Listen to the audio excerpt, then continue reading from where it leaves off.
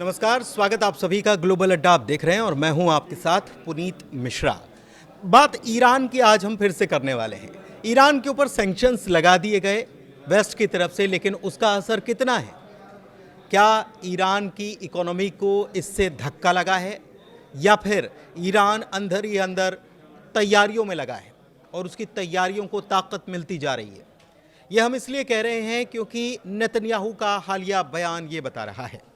हालांकि उनके बयान में कितना दम है या उनके बयान का ठौर ठिकाना क्या है, इसके बारे में तो कुछ नहीं कहा जा सकता, लेकिन नेतन्याहू अब ये बता रहे हैं कि ईरान से डरना पड़ेगा अमेरिका को भी।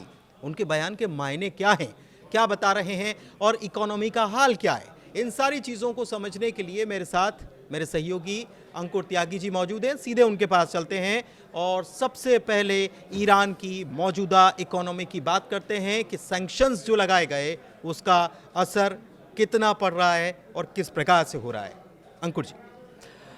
देखिए पुनीत, सैंक्शंस की बाद में करेंगे, लेकिन सबसे पहले हम बात बताएंगे कि इस युद्ध के बाद जो इजराइल और ईरान के बीच में हुआ था, उसके बाद ईरान ने अपनी प्रिपरेशन बहुत ही तेज़ी से की है, और ख़ास तौर पर ऐसे वक्त में जब उसको ये लगता हो कि कभी भी फिर से इजराइल का अटैक हो सकता है, तो उसको कई मोर्चे पर पड़ रही है। तो पहला मोर्चा तो ये है कि ईरान अपना जो तेल है उसको बेचे, लीगल और इल्लीगल तरीके से, यानी कि दुनिया की नज़रों में तो वो इल्लीगल होगा।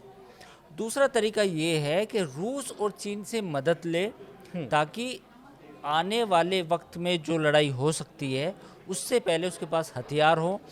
और तीसरा पॉइंट ये है कि जो नुकसान हुआ था, मतलब जो उसके प्रोग्राम्स को नुकसान हुआ था डिफेंस के, और आम जनता को भी उस समय काफ़ी तकलीफ़ हुई थी जब युद्ध हुआ था, तो उस नुकसान को भरपाई कर ली जाए, थोड़ी स्टेबिलिटी लाई जाए इकनॉमी में, क्योंकि जो ईरान की जो करेंसी है वो काफ़ी टूट चुकी है, उसकी वैल्यू काफ़ी डीवैल्यू हो चुकी है। तो ये तीन चीज़ें हैं जिस पर ईरान काम कर रहा है, और इनको देखकर लगता है कि शायद ईरान के अंदर कुछ तो चल रहा है, उसकी लॉन्ग टर्म प्लानिंग चल रही है। अच्छा, लॉन्ग टर्म प्लानिंग चल रही है, तो वही इकोनॉमी पर आते हैं। मैंने ये सुना है कि ईरान का जो उसकी मुद्रा है रियाल, वो ऐसा कहा जाता है कि आप थैला भर के पैसा लेकर जाओ और झोला भरकर सामान लेकर आओ, उसी को ठीक करने की कवायद है। बिल्कुल पुनीत, ये अगर हम इस करेंसी की डीवैल्यू की बात करें तो ये ऑलरेडी काफ़ी गिर चुकी है, और यही वजह है कि जो खबरें आ रही हैं वो ये आ रही हैं कि 2025 में, इस साल युद्ध के बाद, जो ईरान ने जो एक्सपोर्ट किया है ऑयल बावजूद सैंक्शंस के, वो 2018 के बाद सबसे ज़्यादा है। उसकी वजह क्या है? उसकी वजह ये है कि ईरान को हर हाल में डॉलर चाहिए, फॉरेन करेंसी चाहिए, क्योंकि उसकी जो करेंसी है उसकी बाहर मार्केट में ज़्यादा वैल्यू नहीं है, और उसको स्वैप या किसी भी और ट्रेडिंग प्लेटफॉर्म से भी हम ट्रांसफ़र करके भी ज़्यादा उसको फ़ायदा नहीं होगा। तो जैसे अगर रूस से उसको सामान ख़रीदना है, चाइना से कोई डील करनी है, तो वो होगी डॉलर्स में। तो डॉलर्स कहाँ से आएंगे? डॉलर्स आएंगे जब हम तेल को बेचेंगे, चाहे वो चुपचाप चोरी छिपे बेचें, कैसे भी बेचें, डॉलर आने चाहिए। तो ईरान का अभी फोकस सिर्फ और सिर्फ ये है that we have to survive, dollar आने चाहिए, और उसके बाद ताकि हम आने वाले खतरों पर ध्यान दे सकें कि आने वाले समय में मुल्क पे क्या खतरे आ सकते हैं। अच्छा, एक खबर और आ रही है और वो बड़ी दिलचस्प सी खबर ये है कि 1 लाख रुपए अगर है तो उसके पीछे से 4 ज़ीरो हटा दिए जाएंगे। मतलब उसकी वैल्यू इतनी ज़्यादा घट गई है कि वो 4 ज़ीरो हटा करके और उसको मतलब 10 मानक मान लिया जाएगा। एक खबर ये आ रही है। एक चीज़ और है, और वो ऐसा लग रहा है कि ईरान को अभी नहीं तो कुछ सालों में बहुत बड़ा बूस्टअप दे सकता है। वो जो खबर निकल कर आ रही है कि ईरान के पास फिर से एक बड़ा तेल का भंडार मिला है, उसकी क्या जानकारी है? और देखिए, ये खबर आई है और इसको काफ़ी इंटरनेशनल मीडिया ने भी छापा है, जिसमें बताया गया कि एक बड़ी गैस फील्ड मिली है जिसमें तेल भी है और गैस भी है, और ये मिली है फार्स में। फार्स एक प्रांत है दक्षिणी प्रांत है ईरान का, तो वहाँ पर ये मिली है और जिसको कहा जा रहा है कि 10 ट्रिलियन क्यूबिक फीट गैस है और करीब 200 मिलियन बैरल तेल है। तो ये रॉयटर्स ने और बाकी एजेंसीज ने भी ईरान के जो मिनिस्टर हैं या जो उनके न्यूज़ एजेंसी हैं सना, उसके कोट करते हुए छापा है।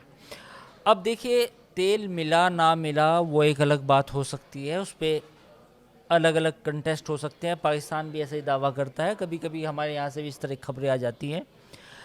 पर यह बात तो तय है कि ईरान की जो डेमोग्राफी है और जियोग्राफी है वो इस चीज़ पर निर्भर करती है कि आने वाले वक्त में भी ईरान में और तेल भंडार हो सकते हैं।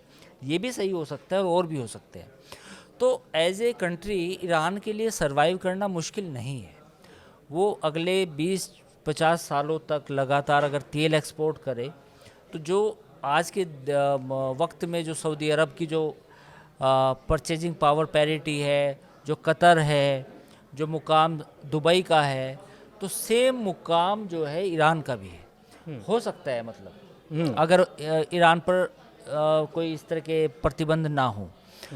लेकिन मुश्किल क्या है? मुश्किल ये है कि ईरान में फ़िलहाल जो ऑयल को जो एक्सपोर्ट करने की उसकी कैपेसिटी है वो बहुत मुश्किल है, क्योंकि जब आप चोरी छिपे भी कोई तेल भेजते हैं तो बहुत सारी सरकारी एजेंसीज़ हैं, सैटेलाइट्स हैं, कम्युनिकेशन के और बहुत सारे तरीके हैं जहाँ से ये पता चल जाता है कि भाई किस पोर्ट से कितने ऑयल टैंकर निकले, या इस पर्टिकुलर इस स्पेस में जहाँ पर वो वाटरवेज होते हैं कितने ऑयल टैंकर्स कहाँ से आए और कहाँ गए।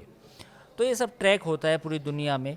तो इसलिए ईरान के लिए मुश्किल होता है कि वो एक कैपेसिटी से ज़्यादा तेल बाहर बेच सके। लेकिन ये बात सच है कि ईरान में तेल आज भी, ये खबर भी सच हो सकती है और आने वाले वक्त में भी ईरान में तेल मिल सकता है, इसमें कोई और ईरान बिजनेस भी कर रहा है। ये इंटरनेशनल टैंकर ट्रैकर सर्विस जो ऑफिशियल है वो पुष्टि कर रहे हैं कि ईरान अच्छी, मतलब सैंक्शंस के बावजूद अच्छा खासा बिजनेस कर रहा है, क्योंकि बहुत बड़ा उछाल सितंबर के महीने में बहुत बड़ा उछाल देखने को मिला।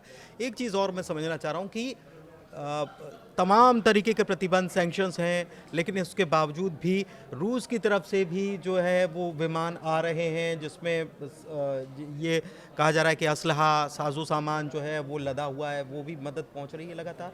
फिर से एक विमान के पहुंचने की बात। बिल्कुल, आपने बताया कि AN-124 एक कार्गो प्लेन आया और ये प्लेन एक हफ्ते पहले भी आया था और उससे पहले भी खबरें थी।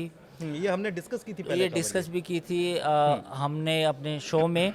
तो ईरान बेसिकली ईरान और रूस के बीच में जो प्रॉक्सिमिटी है वो बढ़ी है। अब S-400 की भी बात हो रही है। हमने पुराने वीडियो में बताया था कि ईरान जो है और वो टेस्टिंग वगैरह भी शायद उन्होंने टेस्टिंग की है, उन्होंने बताया है। तो अगर S-400 आता है ईरान के पास तो वो बड़ा गेम चेंजर होगा, क्योंकि S-400 की कैपेसिटी है। It has been tested in the India Pakistan battle. जो भारत और पाकिस्तान की जो जंग हुई थी उसमें इसका टेस्ट हुआ था, जो कामयाब रही। तो अगर ईरान के पास S-400 आता है तो फिर इजराइल और अमेरिकन वॉर प्लेन्स के लिए थोड़ी सी मुश्किल आ सकती है। तो ये तमाम चीज़ें हैं। देखिए, पॉइंट क्या है? पॉइंट ये है, हमने पुराने वीडियोस में भी डिस्कस किया था कि इजराइल ईरान के बीच में या ईरान और अमेरिका के बीच में देयर इज़ ए पॉसिबिलिटी कि अगले 6 से 8 महीने में फिर से कोई जंग हो सकती है। बिल्कुल। और उसकी वजह क्या है? उसकी वजह ये है कि ईरान ने अमेरिका के सामने झुकने से मना कर दिया है, ख़ास तौर पर अपने एटॉमिक प्रोग्राम के बारे में। उनका साफ तौर पर कहना है कि अगर हमारे अंदर वो कैपेसिटी होगी यूरेनियम इनरिचमेंट की, वो हम करेंगे। हालांकि दुनिया के सामने वो ये कहते हैं कि हमारा पीसफुल के लिए, पर जो इरादे हैं वो इरादे ये हैं ईरान के कि हमें परमाणु बम यानी कि एटॉमिक बम बनाना है। तो ऐसे में टकराव के अलावा कोई दूसरा रास्ता नज़र नहीं आता। टकराव के अलावा दूसरा रास्ता नज़र नहीं आता, और टकराव को बल तब और मिलता है जब जून के महीने में 12 दिनों की जो जंग हुई थी उसके पहले के बयानों को याद करें, और उसके पहले का अगर हम डिस्कशन याद करें तो हम और आप ये चर्चा करते थे कि नेतन्याहू की तरफ से एक बयान आया है और नेतन्याहू कह रहे हैं कि ईरान बहुत करीब पहुंच चुका है, इतने बम बना सकता है। आईएई की रिपोर्ट से पहले नेतन्याहू के बयान आते थे और इस बार भी नेतन्याहू ने एक बड़ा बयान दे दिया और उन्होंने कहा, अब तो उन्होंने ट्रंप को भी एक प्रकार से भय दिखाना, डर दिखाना शुरू कर दिया है कि आप बस उनकी 3000 किलोमीटर की रेंज वाली और मिसाइल वो अगर डेवलप कर लेते हैं तो आप भी उनकी जद में आ जाएंगे। जबकि ऐसा कुछ अभी शायद ऑफिशियली कहीं कुछ नहीं है, लेकिन वो बोल रहे हैं 8000 किलोमीटर की रेंज वाली मिसाइल उन्होंने बना ली है। हाँ बिल्कुल, ये बेंजामिन नेतन्याहू ने कहा है कि ईरान जो है वो करीब 8000 किलोमीटर की एक मिसाइल बना चुका है और इसमें अगर 3000 किलोमीटर और जोड़ लिया जाए यानी कि 12000 किलोमीटर हो तो ईरान से कोई मिसाइल अगर छोड़ी जाएगी तो वो अमेरिका के किसी भी सिटी को निशाना बना सकती है। ये इजराइल के प्रधानमंत्री बेंजामिन नेतन्याहू का कहना है। देखिए, मिसाइल के मामले में ये आप भी जानते हैं, हम सब ने भी देखा है कि ईरान के पास वो टेक्नोलॉजी है जिससे वो ICBM इंटरकॉन्टिनेंटल बैलिस्टिक मिसाइल बना सकता है। उसमें से जो एक हाइपरसोनिक मैक 4, मैक 3 या मैक 8 तक की जो मिसाइलें हैं वो कैपेसिटी अभी उतनी विकसित नहीं है, पर अगर ईरान ने मैक 4 या मैक 6 तक वो अपनी कैपेसिटी लेके गया तो फिर इज़राइल के जितने भी एयर डिफेंस सिस्टम है, ख़ास तौर पर डेविड और ये आयरन डोम, इनके लिए मुश्किल होगा कि उसको वो ट्रेस कर पाएँ। क्योंकि देखिए, हाइपरसोनिक मिसाइल जैसा आपको मालूम होगा कि ब्रह्मोस है, तो ब्रह्मोस जब हम भारत और पाकिस्तान के बीच में यूज़ हुई तो ब्रह्मोस को कोई भी रडार डिटेक्ट नहीं कर पाया क्योंकि उसकी स्पीड ज़्यादा थी। तो ऐसा ही ईरान के साथ भी हो सकता है, क्योंकि इज़राइल को अब ये ख़तरा है कि अगर ईरान के पास हाइपरसोनिक या सुपरसोनिक मिसाइलें हुई तो वो हाइपा में, जैसे उनका अटैक हुआ था हाइपा पोर्ट सिटी में, तो वो अगली इस बार की तरह भी और डेंजरस हो सकता है जिसमें इज़राइल को बड़ा नुकसान हो सकता है। तो वो अपने नुकसान का, क्योंकि इनके पास जो जानकारी ये है कि इनके पास खोरम शहर, खैबर शेकन एक मिसाइल है जिसकी 2000 किलोमीटर की इसकी रेंज है और एक और आई थी मिसाइल का नाम था सेजिल, जो अभी हमला हुआ था उसमें इस्तेमाल हुई थी, उसकी भी इतनी करीब रेंज है।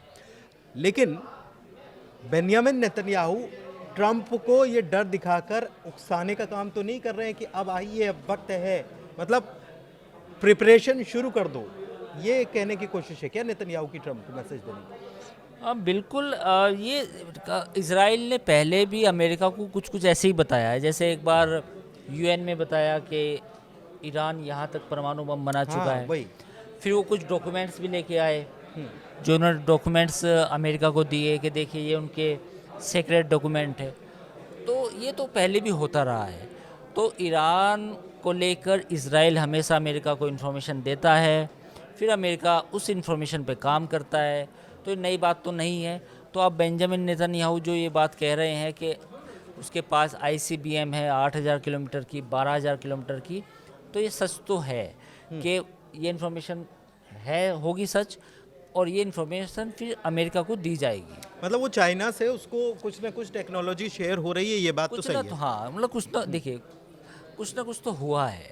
देखिए, इस लड़ाई के बाद ऑपरेशन जो नाम दिया गया था इजराइल राइजिंग लायन के बाद ईरान को भी एक बात समझ में आ गई है कि अगर उसे सरवाइव करना है तो या तो उसको एटम बम बनाना पड़ेगा या फिर वो हथियार खरीदने पड़ेंगे ताकि उसका एयर डिफेंस बचा रहे।